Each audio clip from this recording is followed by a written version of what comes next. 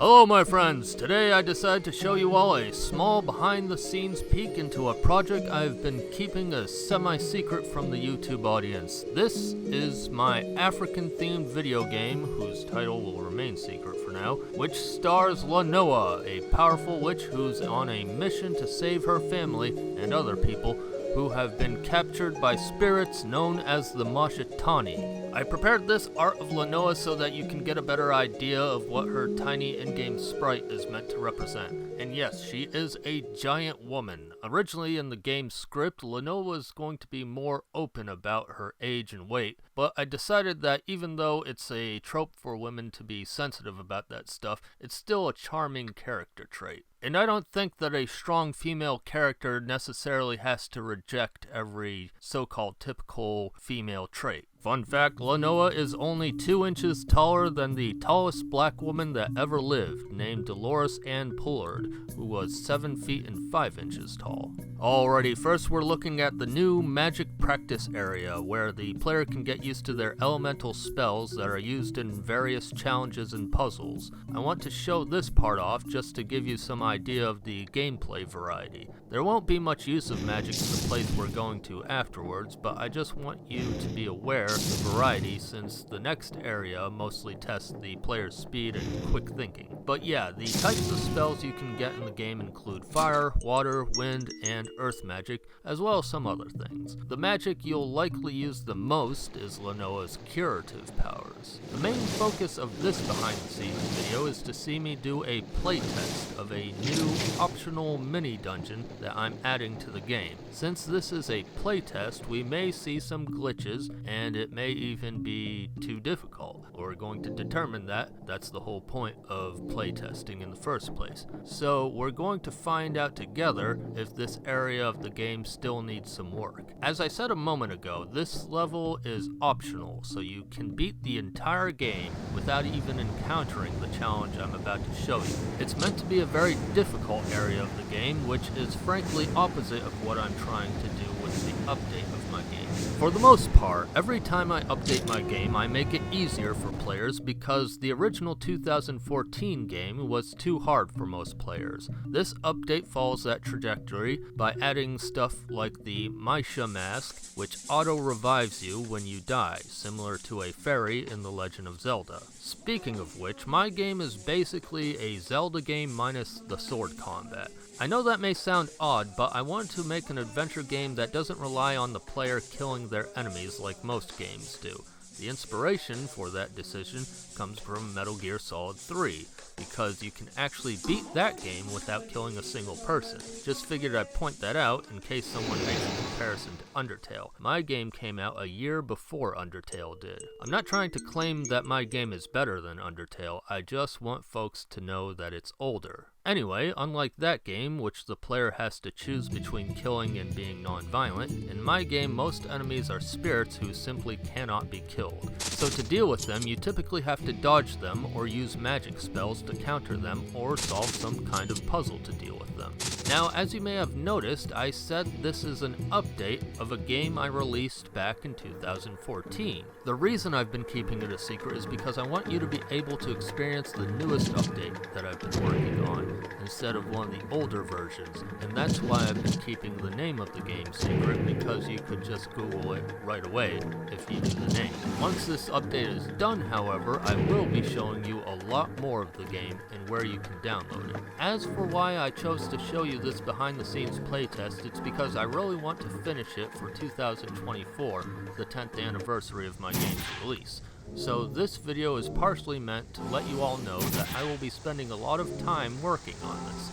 Hopefully I will be able to still give you the same number of videos as usual, but I can't guarantee that. Normally my channel averages about 1 video per month, and I do hope to keep that up, but if it doesn't work out like that this year, I apologize in advance. Hopefully you understand that this game project means a lot to me. Anyway, at this point of the video, we are finally reaching the entrance of this secret level. My fellow fans of The Legend of Zelda will undoubtedly notice the reference that I'm making with the construction of this entrance, and that is that it kind of looks like the Stone Temple Tower of Majora's Mask. Having said that, though, I do want to reiterate what I said many years ago about Majora's Mask, in that it is not very heavily inspired by Africa.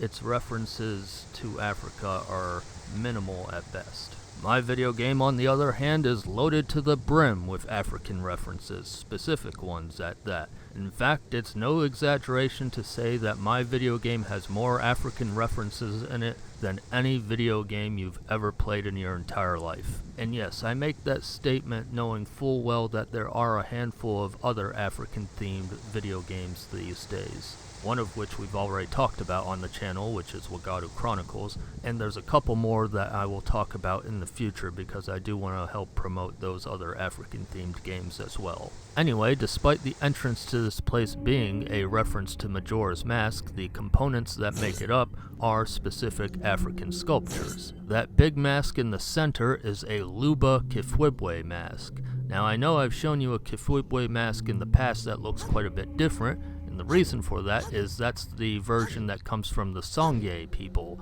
whereas the Luba culture make their version of the Kifwibwe in a more rounded shape. And instead of the 4 masculine pillars that were there in Zelda, I have in place of that 4 female Luba sculptures. As for the flaming finger, that is of course just purely referential. That said, I did manage to work that burning finger into the lore of the game, which you can learn more about by talking to Bahati, which is the guy who was standing next to the entrance. You'll actually come across Bahati several times in the game. He's actually a very important NPC because he's a brilliant scientist who has a handle on advanced technology. Speaking of Bahati, I remember a long time ago someone who was playing the game thought he was wearing a lab coat. It's not a lab coat, it's a traditional dress from Cameroon, and his hat is also from Cameroon as well. Since I'm working on artworks for some of the more important characters in the game, you'll be better able to see that once it's all rendered out. So now we're in the heart of the temple. To get the primary treasure, one has to complete 2 main ordeals in this tower.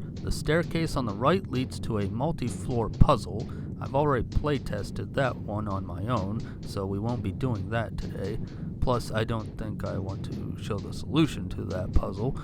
The staircase on the left also leads to a multi-floor challenge, but it's more action-oriented.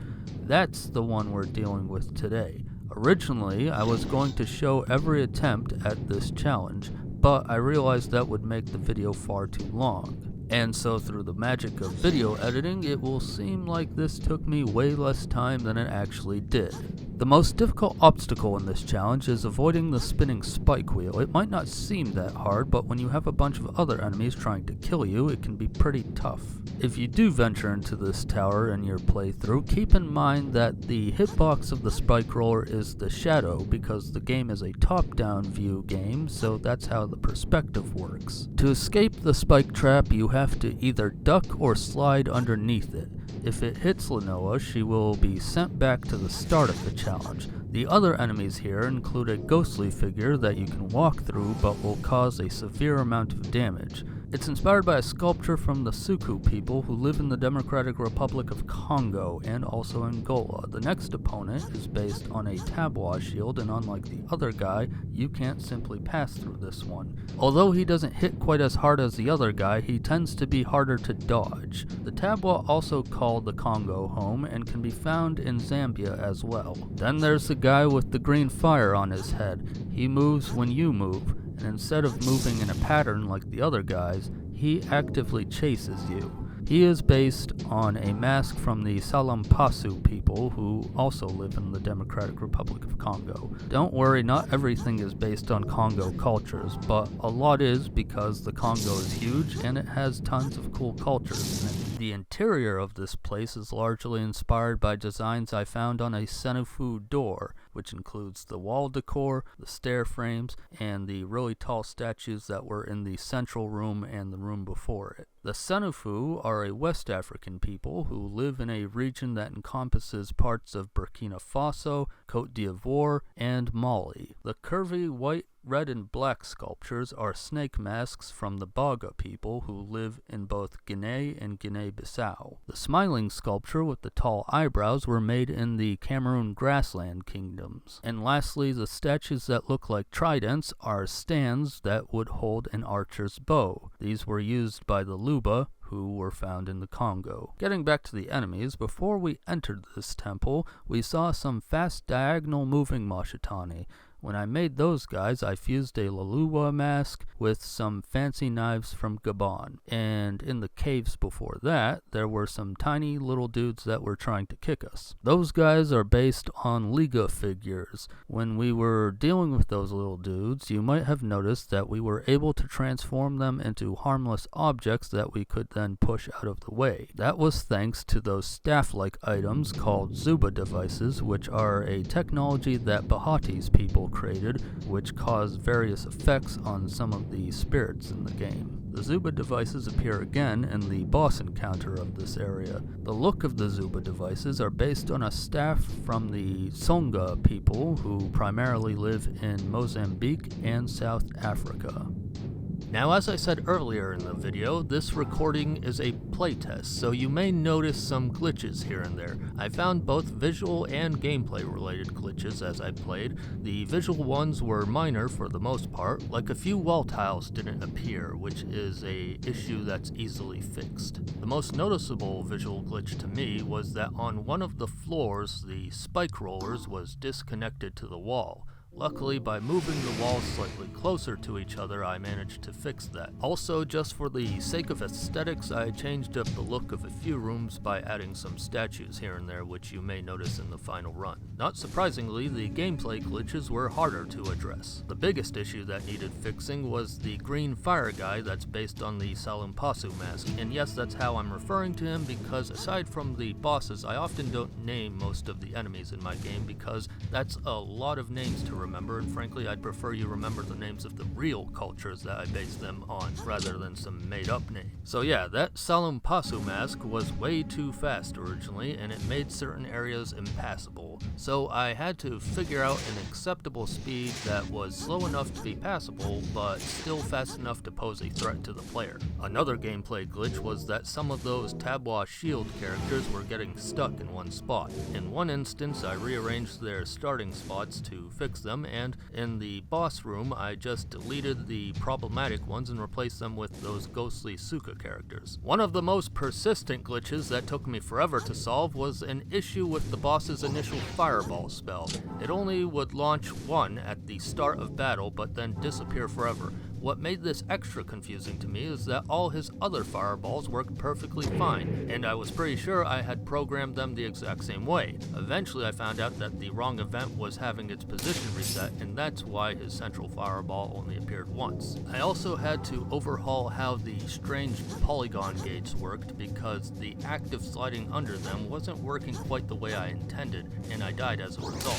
Furthermore, for that room in particular, I changed the behavior of the green fire guys so that they wouldn't get in the way of the gate. Finally, the boss's final attack was looping too quickly, so I had to fix that too. I accidentally deleted the footage for that glitch, but considering how much footage I've been cutting out in this video already, I probably wouldn't have included it. I hope you guys and gals didn't mind me talking about the game testing and making process, but I figured some viewers would like it. Moving on, let's talk about the boss design. Frankly, at first, there wasn't going to be a boss here, since it was intended to be a bonus level that only a small number of players would even reach. But then when I decided to do this video, knowing that it would be many people's first exposure to my game, I figured I should add a boss as well. The look of the boss comes from sculptures made by the Congo people. Care to guess what country the Congo people live in? Pish osh, obviously they are from Sao Tome y Principe. Nope, the Congo people come from the Congo. Mind-blowing info, I know. Anyway, overall I do think the floors leading up to the boss are hard enough. I know in this video it may seem like it's kinda easy, but keep in mind, I edited out all my failed attempts at the challenge. The boss, on the other hand, I might still tweak in some ways. I actually felt that in certain aspects it was a little too easy, even though there's a ton of things on screen that can kill you. So I may tweak it in some ways in which that boss encounter gets easier in some aspects, but harder in other aspects. We'll see. But yeah, for the most part, I am satisfied with the level design and the boss. Just remember that the rest of the game is much easier than this. Part of why I made this bonus level was because I keep making the main game easier and easier for players with every update. So I wanted this bonus level to kind of recall a time when my game was much harder. I know there may be some among you that would want the whole game to be super challenging like this temple is, but when I first released my game in 2014, the people who reviewed it couldn't even reach the first temple.